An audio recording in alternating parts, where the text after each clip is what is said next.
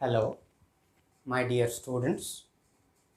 Welcome to Physics Bouquet.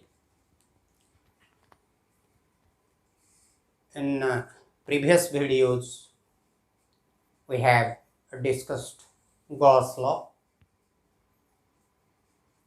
electric flux, Gauss law, area vector, and electric field lines. These things you can go through the playlists. Today, we will apply Gauss law to find out electric intensity at a point due to an infinitely plane sheet of charge. We will take a plane charge sheet. Charge से जैसे हमारा paper sheet होता है, एक पतला सा paper को sheet बोलते हैं, पेपर शीट बोलते हैं। ऐसे हमने एक चार्ज शीट लिए हैं, plane charge sheet. We have assumed that it is positively charged. We have to find out electric intensity at certain point, from certain distance from this plane sheet of charge. So our purpose is to find out electric intensity at certain point. Suppose this charge sheet has surface charge density sigma. Surface charge density. Surface charge density is equal to sigma. That means total charge divided by total surface area is sigma. We have to find out, suppose, electric intensity at this point P. And this point P is suppose at a distance r from this plane sheet. Suppose this is at a distance r.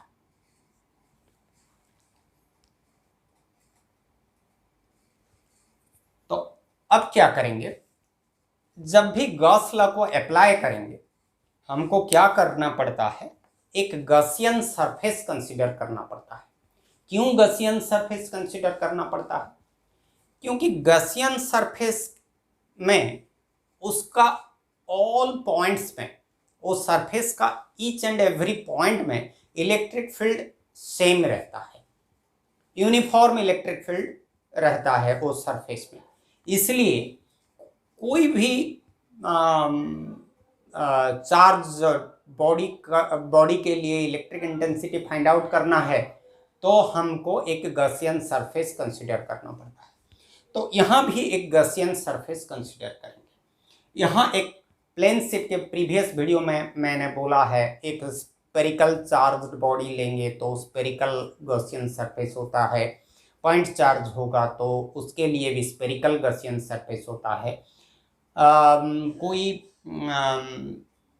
Charge sheet हुआ, वो thick charge sheet हो या plane charge sheet, पतला charge sheet हुआ, तो उसके लिए हम सिलेंड्रिकल गॉसियन सरफेस कंसीडर करते हैं. तो यहाँ एक सिलेंड्रिकल गॉसियन सरफेस लेते हैं. तो सिलेंड्रिकल गॉसियन सरफेस कैसे लेंगे?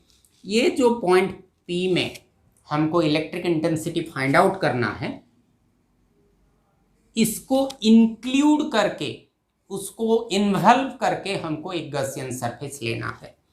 तो क्या करते हैं, वो जो सिलिंड्रिकल गॉसियन सरफेस लेते हैं, वो जो सिलिंड्रिकल गॉसियन सरफेस होगा उसका लेंथ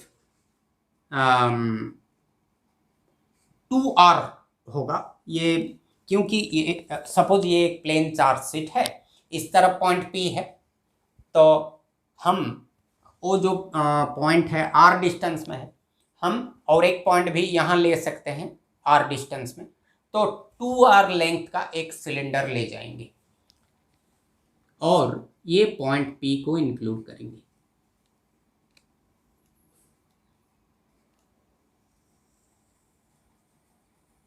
ये भी सपोज ये डिस्टेंस r है,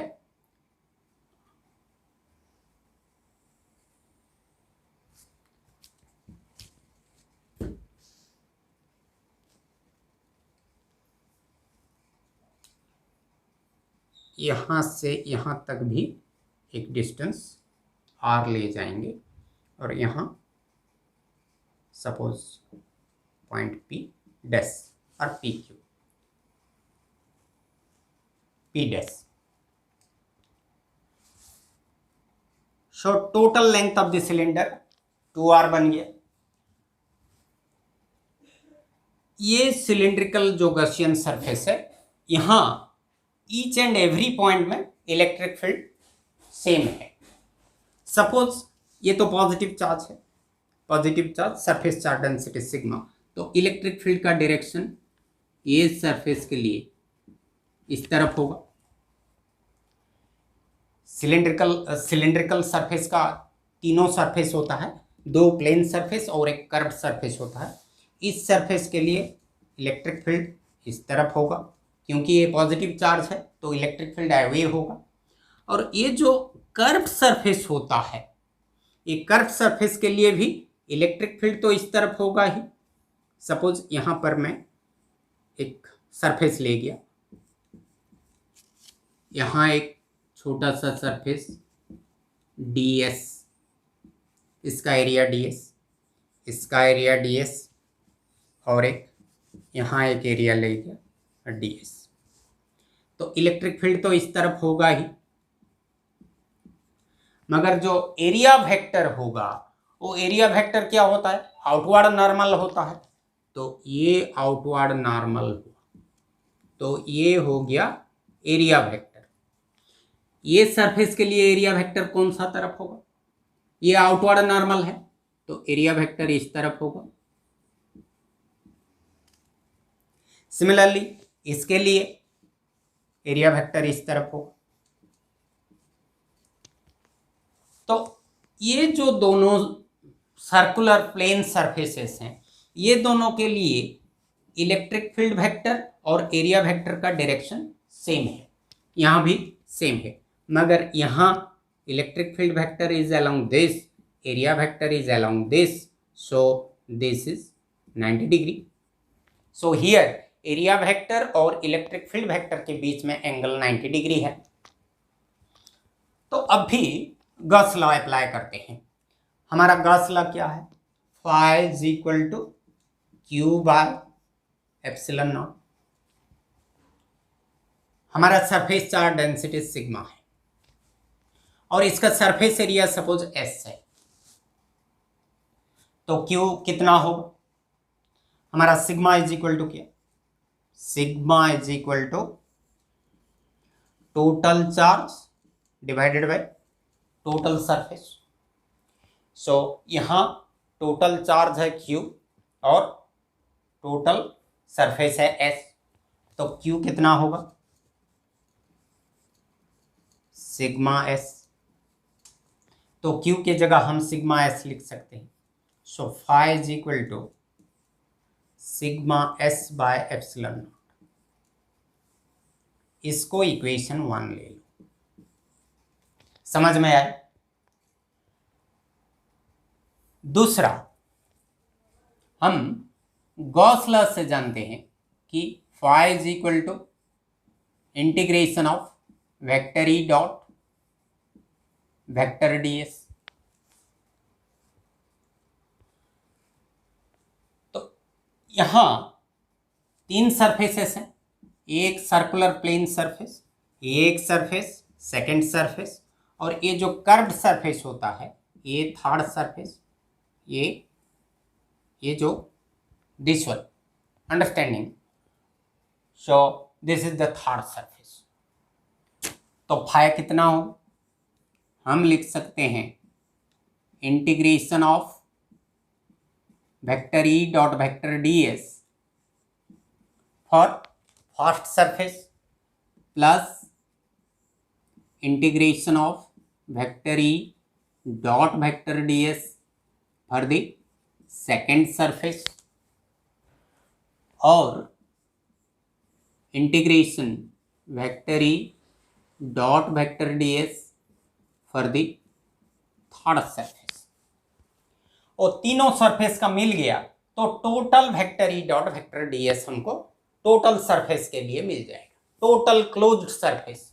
this is the symbol for closed surface. तो अभी पुट करते हैं phi is equal to first surface के लिए ई और डी एस के बीच में एंगल 0 डिग्री है, तो हम लिख सकते हैं ई डी एस कॉस 0 डिग्री। दूसरा सेकेंड सरफेस के लिए भी, सेकेंड सरफेस ये है, इसके लिए भी angle between E and D S is 0, so E D S cos 0 degree. फिर तीसरा सरफेस के लिए, तीसरा जो कर्व सरफेस के लिए एंगल 90 डिग्री है, so E D S cos 90 degree.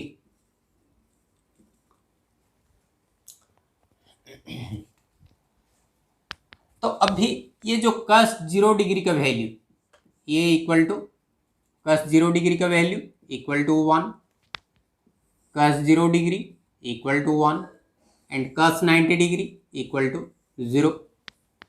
तो ये टोटल 0 हो जाएगा। ये हुआ integration of E D S into 1, integration of E D S, integration of E D S. तो यहाँ आते हैं और हमारा फाई इज इक्वल टू बन गया integration of E D S plus integration of E D S plus 0, और phi is equal to 2 integration of E D S. But हमारा गॉसियन सरफेस के लिए इलेक्ट्रिक फील्ड यूनिफॉर्म है, तो हम since this is uniform, we can take it outside the integration sign, so phi is equal to 2e integration of ds।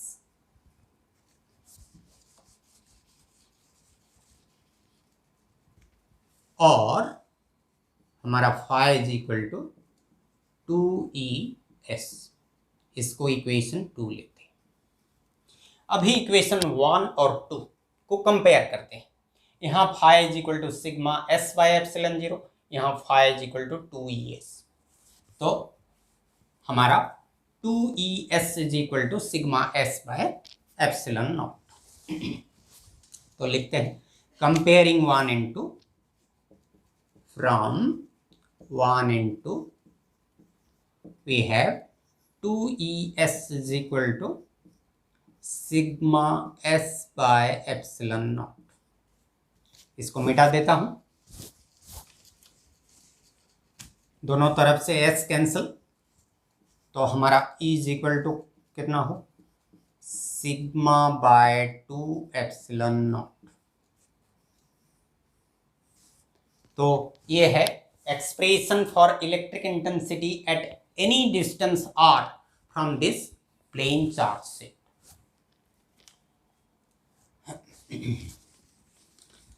तो यहाँ और एक चीज मैं बताना चाहता हूँ, this is a uniformly charged set, मतलब charge density is everywhere same due to an uniformly charged infinitely plane set. देखो ये जो सीट ऑफ चार्ज होता है, ये बहुत, इसका थिकनेस बहुत कम होता है, इसके लेंथ के हिसाब से थिकनेस बहुत बहुत नेग्लिजिबल होता है। सपोज हमारे पास एक थिक सीट है, सपोज यहाँ जो plane sheet of charge, suppose इसका थिकनेस नेग्लिजिबल नहीं है, if thickness of sheet is not negligible, thickness of sheet is not negligible, मतलब it has finite thickness, मतलब finite thickness।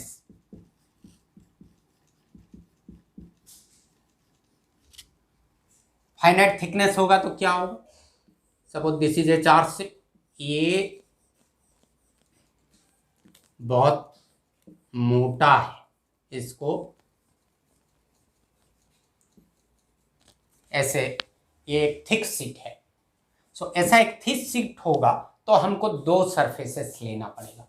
तो यहां पर क्या हो जाएगा, ये जो सिग्मा एस हमने क्या लिया था, Q is equal to sigma S लिया था, तो थिक शीट होगा तो ये वाला सरफेस के लिए सिग्मा एस होगा और ये वाला सरफेस के लिए सिग्मा एस होगा, तो Q is equal to 2 sigma S बन जाएगा। समझ में आया? Q is equal to 2 sigma S होगा, तो हमारा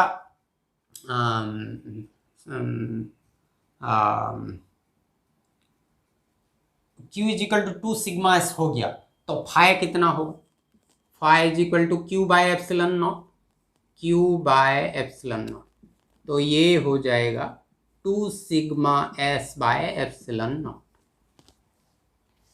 तो ये जो इक्वेशन, ये तो phi is equal to 2ES, तो यहां जो 1 और 2 लिखे हैं 2ES is equal to sigma S by epsilon naught के जगह हम क्या लिखेंगे, 2 sigma S by epsilon naught हो जाएगा। अतएव 2ES is equal to 2 sigma S by epsilon naught, तो यहाँ 2 कैंसिल हो गया, एस कैंसिल हो गया, तो हमको क्या मिलेगा, this implies E is equal to sigma by epsilon naught. तो सिग्मा बाय 2 एप्सिलॉन नॉट हुआ तो thin plane sheet of charge, और थिक शीट ऑफ चार्ज हुआ तो सिग्मा बाय एप्सिलॉन नॉट, मतलब इसका डबल, थिन शीट का डबल। और एक चीज यहां मार्क करना है कि electric field intensity does not depend on the distance of the point from the plane sheet. यहां देखो, यहां R का कोई जरूरत नहीं पड़ रहा, ये फॉर्मूला में R का नेसेसिटी नहीं है, R यूज नहीं हो रहा, तो यहां पर लोगे sigma by 2 epsilon naught electric intensity होगा, यहां पर लोगे भी E is equal to sigma by 2 epsilon naught. तो ये डिस्टेंस के ऊपर डिपेंड नहीं करता, electric intensity due to a plane sheet of charge does not depend on the distance of the point from the sheet, whether it is thick sheet या thin sheet, so it is independent of distance from the sheet। so ये video में इतना ही, next video में Gauss law का और एक application discussion करेंगे। वो एक वायर के लिए, चार्ज्ड वायर के लिए हम इलेक्ट्रिक इंटेंसिटी निकालेंगे। ये वीडियो में इतना ही, बाय।